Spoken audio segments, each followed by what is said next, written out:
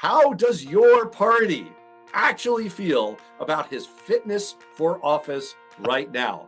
I hope the Democrats don't see through this. I think that this is a real template for what could be the move of the future. Republicans really need to pay attention to this one. It is Political Rehab, our mashup of PTI and The Daily Show. Today, the great escape, Karoline Leavitt leaving, AOC goes ballistic on wokeness, I stir up Supreme Court controversy, and CNN goes up for sale. Plus, our weekly look at the midterm battlefield has some big new numbers and big new movement in prediction markets. But let's get right to our rundown.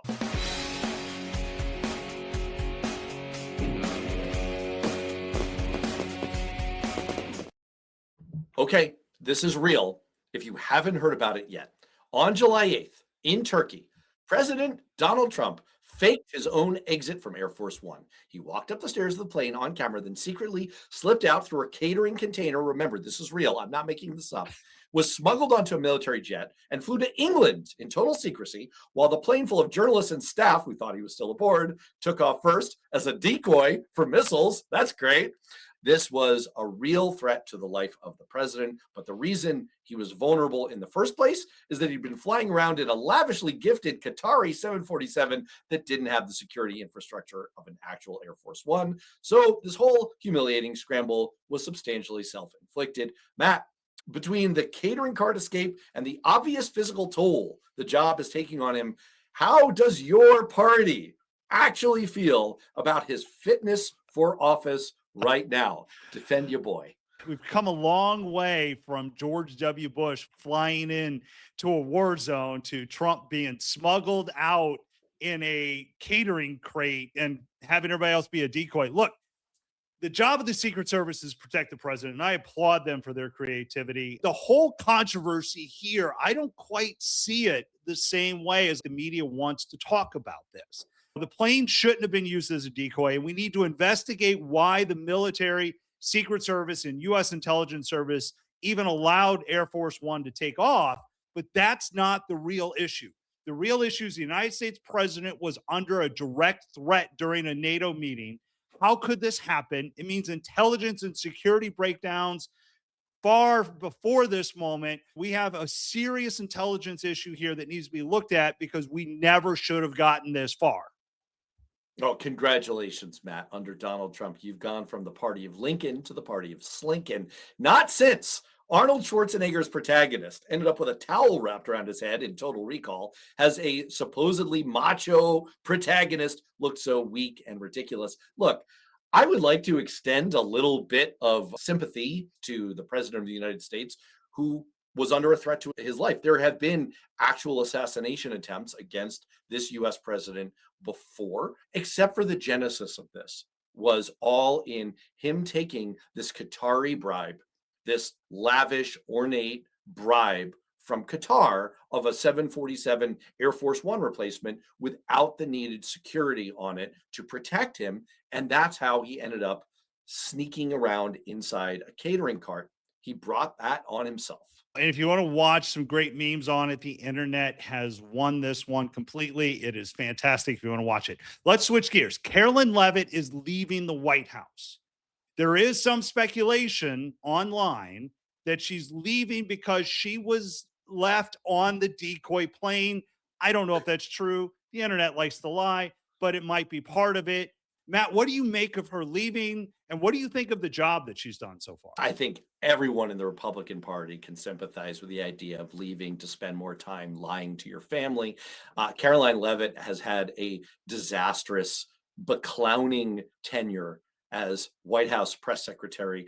Her opening line at her very first briefing in January of 2025 was a promise to, quote, hold myself to the truth, which she followed immediately by a lie. A false claim about the Biden administration giving out condoms in Gaza, which was bullshit. Her entire job seemed to be to attempt to belligerently launder whatever lie was floating through the transom of Donald Trump's brain at the moment to placate him, please him. She claimed that tariffs are a tax cut for the American people. She claimed that Trump's tax and spending bill, the one big beautiful bill, does not add to the deficit. She made up stuff about the egg shortage. Look, every White House press secretary says things that are a spin. That's their job, right? They're trying to put as good a face as possible on this. She took this to such an extreme. She should not have another job in media. She should not have another job in politics. She has disqualified herself, but she's going to get such a job, probably from Fox, which is probably where she got spawned in the first place. Look, she has been no different than previous White House secretaries in the fact that their job is to lie for the president. We saw this in the Biden administration when the press secretary said she could barely keep up with Biden. We know that was a bold-faced lie. All But right, the that biggest is fair. That is fair. Right, right. But here's the biggest difference, and here's where I think you and I agree, is that we have gone from treating the press as an adversary to treating them as the enemy. And to me, that is the fundamental problem with Karoline Leavitt. She's done a great job as far as doing Trump's bidding, but she has just gone to treat them like the enemy. And I think the next press secretary is going to be even worse. And that's a detriment to the American public. Speaking of waking up, I felt like I did one of these. What? Earlier this week when AOC, Alexandria Ocasio-Cortez, did a woke walkback. She actually said, quoting someone else's observation, that woke 1.0 was crazy. This could just be political positioning, or it could be some real deep thought. Matt, what is your read on what's going on here? So I'm going to say something I never thought I would ever say. I think I agree with AOC. Woke one was crazy, but I don't for a minute believe she's changed her positions. I think she's trying to get herself set up to run for president in 2028. And I think she still believes every single thing that she did. This is like Gen Z telling employers not to pay attention to their social media because they were just young and stupid. The difference is she was a congresswoman at the time, and she does believe all this wackadoodle stuff. I think she's just trying to pull it back and make it look less crazy so that maybe she has a hope to run for president. I hope the Democrats don't see through this because I would love to run against her in 2028. I can't disprove your contention, and I lobbed it up myself, that she's just political positioning here, right? That said, this does come at a moment where there is a reckoning happening. More thoughtful members of the DSA remind me of that line from Almost Famous. They're a mid-level band struggling with their own limitations in the harsh light of stardom. They have had a surge this summer, which means more self-avowed democratic socialists or people who are friendly to democratic socialists in office or in running prominently in big races. And that comes with a certain amount of responsibility and a certain amount of introspection about some of the more outlandish positions that DSA leadership has taken, including in their platform, which calls for the end of prisons. No more prisons in America, no more borders in America, and openly praises communism and treats Cuba as a model. These are far extreme positions that most Democrats absolutely abhor, me included. And so I think that there is a real reckoning going on inside AOC's head. I'm not sure. And I think it's a healthy one if it creates space for the same thing to happen with other progressives. There was a story that made its way out this week on the Washington Post that Donald Trump has made it clear that he will not take Supreme Court decisions as the final word on some of the most cherished priorities, seeking ways around rulings on tariffs, birthright citizenship, and the Fed. Experts say the moves don't signal outright defiance, but they push the court's limits. Matt, you and I were talking about this a little bit earlier offline. You have a little bit of a different take here. What do you think? Okay, warning, I'm going to probably bust through our usual 3-minute time frame for these rundown topics here because I do have a bit of a counterintuitive here. Look, of course, it's easy and clear to say that Trump is acting lawlessly when he thumbs his nose at the Supreme Court, but it's also worth challenging the underlying premise. This is a great episode of The West Wing, if you ever watched it. They have a whole episode about the idea of not accepting the premise of a question that comes to you. And in this case, the premise here is that judicial review, where the Supreme Court is the ultimate arbiter of what is constitutional, what is not, what is allowed in our society and what is not, what is legal and what is not. That idea of judicial review, that's the premise that's being presumed here, that everything the Supreme Court says has to be the final word. I don't agree with that because, for one thing, that is not in the Constitution.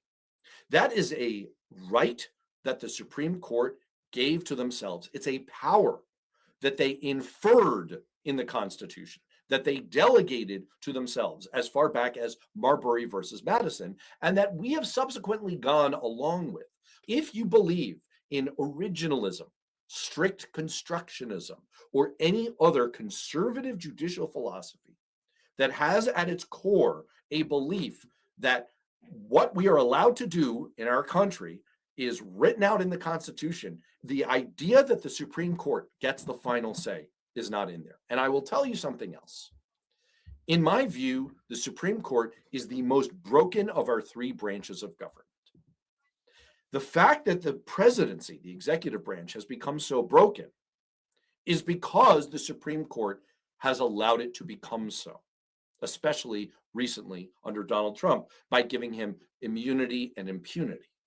Just to bring this full circle, it is bad when Donald Trump acts above the law, acts outside the law, says that he gets to declare what the law is.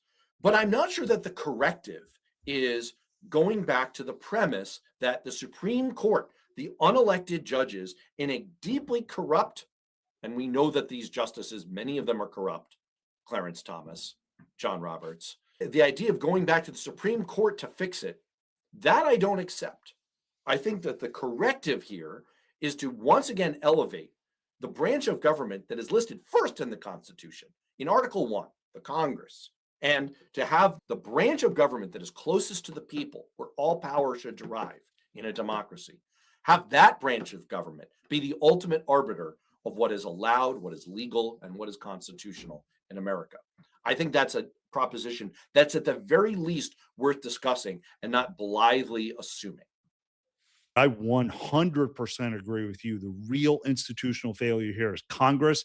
They have spent decades handing power to presidents because voting on things is hard and politically dangerous. And now Trump is testing those limits to the absolute nth authority. And Mike Johnson has failed as speaker. And the real problem that we have here is we don't have three branches of government working. I agree with you 100% that Congress is this failure. And I'll tack on one more. Again, I'm the Democrat here. I'm not necessarily the best ambassador to our more conservative friends, but for people who are constitutional conservatives, like the traditional core of what used to be the Republican Party, those of you who are pro-life and who objected to the Roe v. Wade ruling because it inferred rights, it found rights within, as they wrote in the ruling, the penumbra of what is written in the Constitution. Ask yourself if the exact same mechanism, which is essentially how the court gave itself judicial review in Marbury versus Madison, is any more just in the power assigning itself this unconstitutional authority than it was under Roe v. Wade. Wow, that was quite a deep dive. Let's get to a much, much shallower dive. Let's talk about news media, which is about as vapid as you can get. Last we checked in, Paramount had a $110 billion bid active to buy the parent company, Time Warner, of CNN. The DOJ under Donald Trump has tacitly blessed this after receiving some praise and a little bit of backsheesh from David Ellison. 12 state attorneys general aren't buying into it one bit, and they have brought suit. And now Paramount is offering to sell off CNN entirely to make the lawsuit go away. Matt, what do you read into this? What I read is it's a bargaining chip because the other piece of this story is there's looking to be a board that's going to be an independent advisory board on some of this. I think CNN is losing ratings day in and day out. They're tanking in the numbers. So I think it's a bargaining chip. I don't know if they will actually sell it, but it definitely shows how bad the media is and how segmented we're becoming, where a news organization that revolutionized 24-hour news, that set the standard for it, is now so far gone that it could be bargained away and sold in just a blatant effort to buy their way into an approval to make more money. News is going very corporate. That's why you're seeing all these other outlets, because 24-hour news like CNN is becoming less and less reliable as it tries to market to different segments and plays to the corporate ownership. In a very meta way, I had a slip of the tongue a few minutes ago when I said Time Warner. That's from a previous corporate merger. Now the entity is Warner Brothers Discovery, from a different corporate merger that preceded this attempted corporate merger.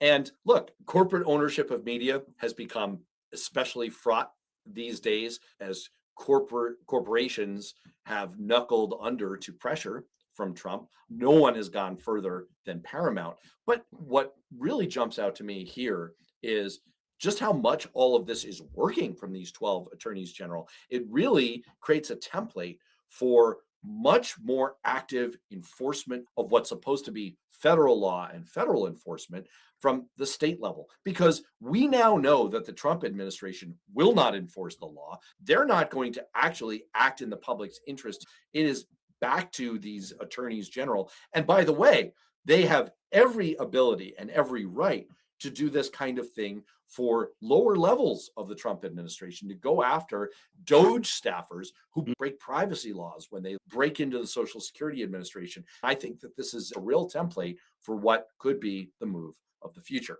Speaking of where we're going in the future, it is time for our weekly look at the battlefield, where there's been some major maneuvering in the last few days. The polls are shifting. The map is changing. The fight for Congress is on. This is the battlefield. All right, we always do this battlefield segment like we're the Brady Bunch getting divorced. 3 for you, 3 for me. Let's do your 3 things that you have been watching in the past week. What's your number 1? Republicans really need to pay attention to this one, because there were primaries in Minnesota and Wisconsin. The biggest issue for voters in those 2 states was ability. You saw that in poll after poll. Yes, there's some anti-Trump sentiment baked into that, but people showed up in these 2 states because prices are too high, things are too expensive. Democrat turnout was very high. This is a warning sign for Republicans, and we need to be paying attention because voter enthusiasm is high and they're all pissed off about the economy. Did you find this week's primary results, from your perspective as a Republican, encouraging or discouraging? Obviously, Democrats got the more moderate nominee for governor in Wisconsin over the DSA member Francesca Hong. That would seem to be a sigh of relief for Democrats. On the other hand, in the Senate primary in Minnesota, you've got the slightly more progressive lieutenant governor who's got the whole state Medicaid scandal hanging a little bit more over her. So what was your overall takeaway from these primary results from a Republican perspective? What was interesting is the polls were so wrong on what was going to happen. And that's because they're oversampling people that are much more natural to Hong and much more natural to the socialists. So when I look at these numbers, I actually had a little bit of alarm on what's happening from a Republican perspective. In Minnesota, Michelle Tafoya is a standout candidate. She's going to be able to raise a ton of money, but celebrity candidates in recent years haven't done very well. I think Michelle Tafoya is going to be a strong candidate, but I'm not sure she's going to be able to pull it off in Minnesota. If you just look at the numbers, almost 700,000 people voted for Democrats compared to the 400,000 Republicans. Democrats are enthusiastic, and it's not necessarily getting picked up in the polls in the right way. And I think that spells trouble for Republicans. I'll just quickly say that I'm picking up that vibe on the Democratic side, that this whole brewing civil war between progressives and moderates, both sides are willing to do the détente thing for the next 82 days. El Sayed got immediately embraced by national Democratic leadership. So I agree with your read completely. Give me your number 2. Senate Republicans' top super PAC is pouring in an extra $6 million into Michigan to attack the Democrat Senate nominee. It really shows a commitment to what we're going to do in Michigan. They are throwing some more money in Alaska and Iowa too to shore that up. but I still continue to think the Republicans' bright light of this cycle is going to be Michigan. I do think Republicans are going to be able to win this because I think Al Said has some problems. It is going to be a close race, but if I'm predicting right now, I'm going to say Republicans pick up Michigan, but that will be our only win of the cycle. Wow, this is right in line with what you said last week on this show, that you anticipated that Michigan was now the opening with Al Sayed as the nominee for the Democrats. I will note that this week, Mary Peltola jumped out to her first polling average lead in Alaska. So I think if Senate Republican PACs are playing in Alaska, they're actually playing for real right now, based on at least the public polls. And in Iowa, look, if I had told you a year ago that your side was going to have to be spending money to protect Iowa, you would have not felt good. So, welcome sign from Democrats' perspective. All right, what's your number 3?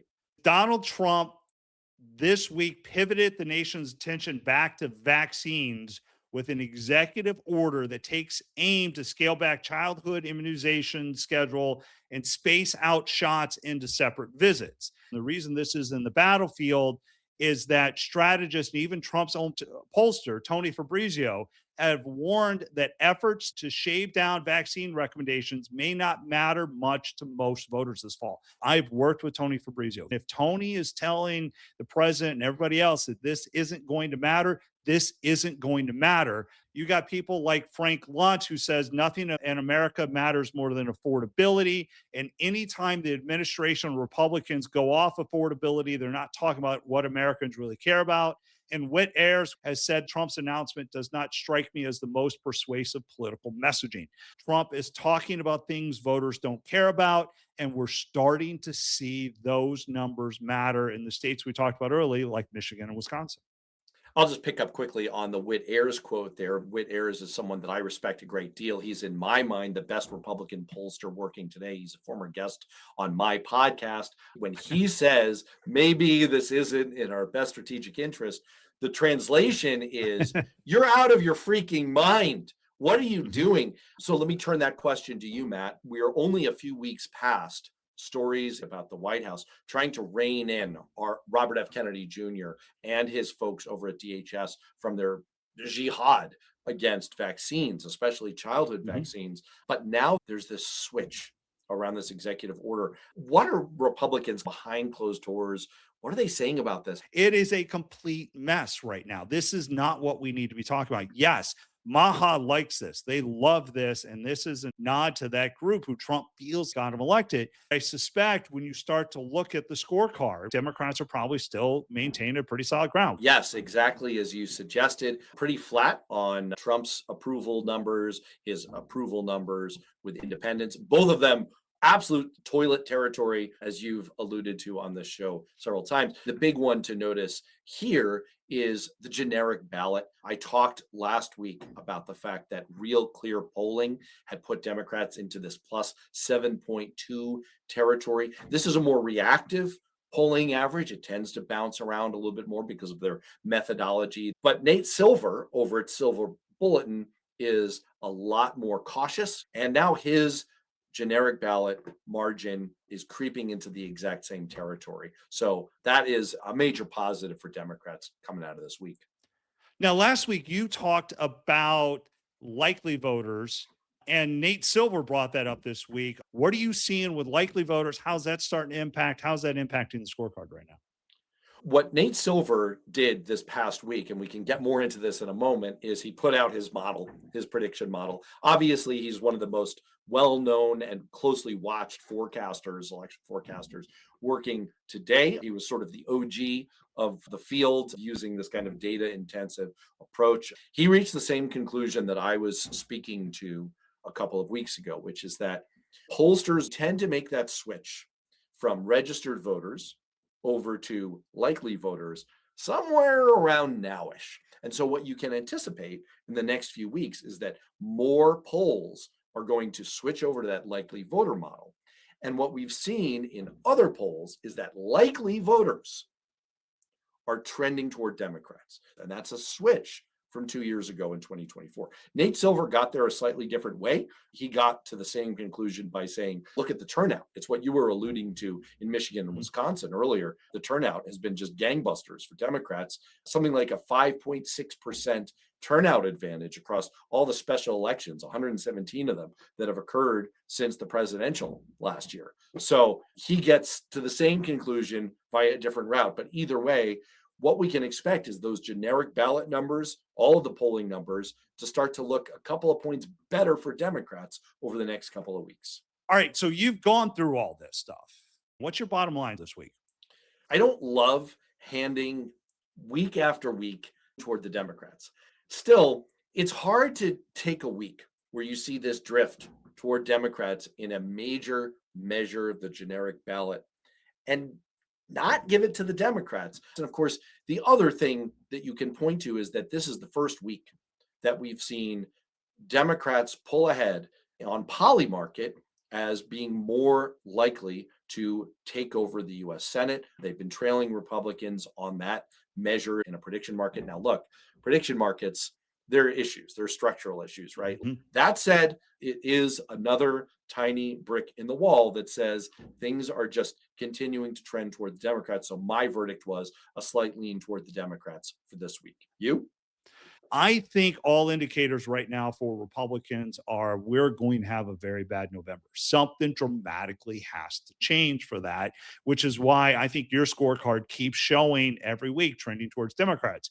Yes, I think we're going to win Michigan. I think it puts the Senate much more challenging for Democrats still to be able to gain control, but I think they will, because I do think Alaska, I think North Carolina, I think Iowa, these are all states that are in play that should not be. Texas keeps going back and forth. I saw a poll where Paxton's finally ahead, but it's only a point or two. So I still think we probably win Texas, but I think we're going to spend a lot of money for it. I am not feeling good about Republicans' chances because even when you look at these House races, we're now having to defend some scandal-ridden members of Congress who refuse to resign, like Max Miller. All the indicators are bad for us, and our Hail Mary pass was socialism, and that's only going to impact some swing voters unless one of these candidates say something just completely crazy that can change this dynamic. Otherwise, Republicans have a problem, and we got to fix it. We still have time, but we're just not doing it. And that's why each weekly verdict has been leaning toward the Democrats or fully toward the Democrats, because we keep getting in new numbers, or it's just another week of lost opportunities. But look, if people don't like the structural indicators, if they don't think that prediction markets are really much of an analytical tool, you can always point to real economic numbers. And we just saw this week, the economy shed 23,000 jobs in July. There was a downward revision to May and June. Unemployment, the rate actually fell, but that's because so many people are discouraged and have stopped even trying to look for work. And most important is that wage growth has slowed. And so to me, that's the biggest indication of them all, that this cake of economic perception is baked at this point, is just about baked, ready to take out of the oven. That is the biggest impediment to Republicans doing anything at all this fall. That probably bummed you out, made me happy, but you're not feeling fantastic about it. So let's give everyone a little dose of hope.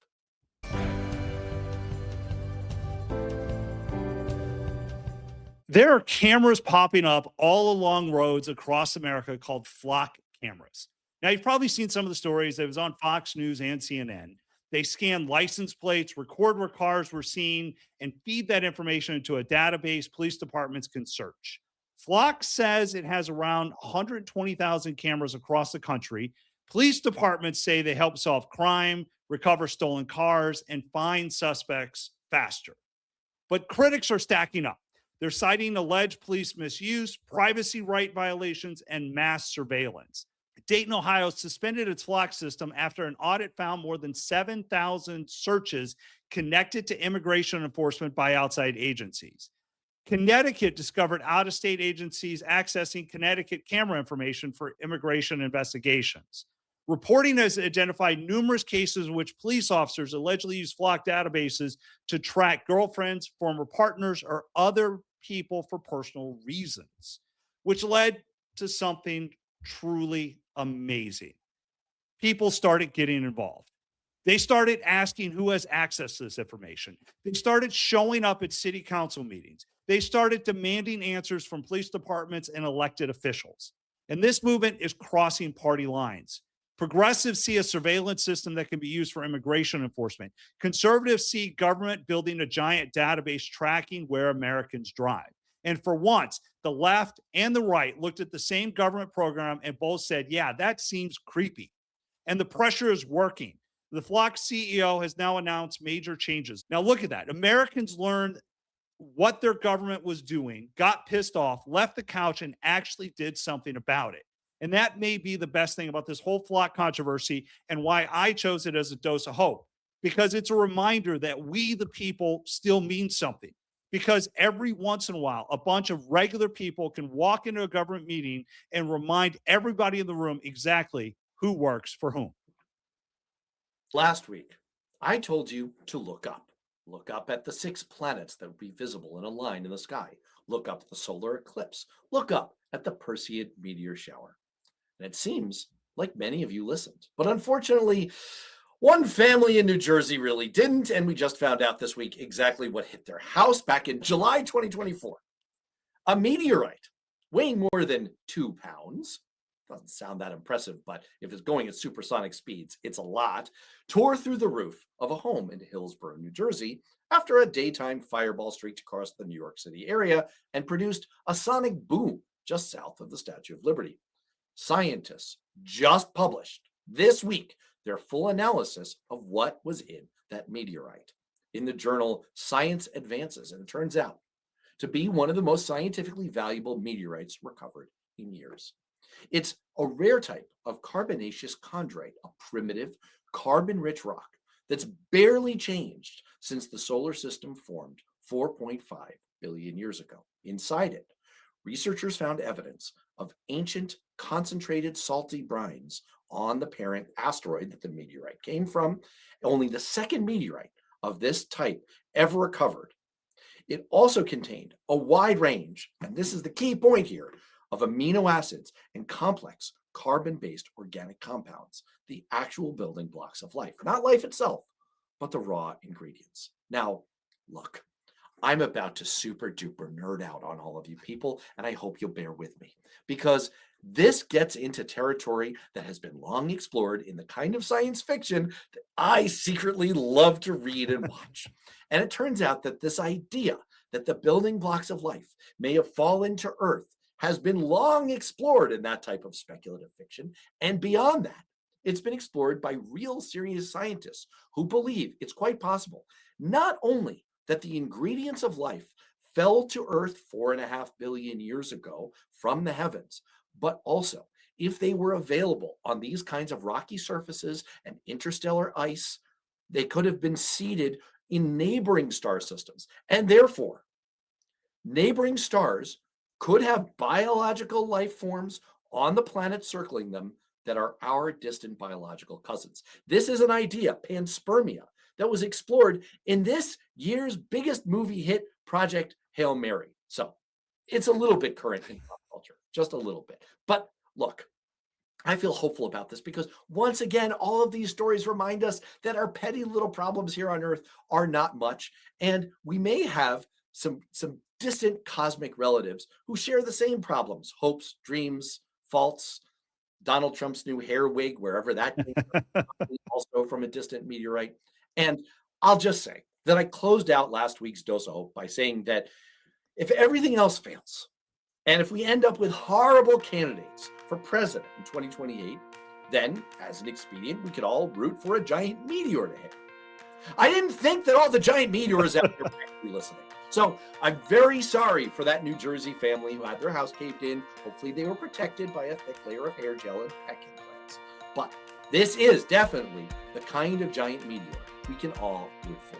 And on that hopeful note, for Matt, I'm Matt. We'll see you next time.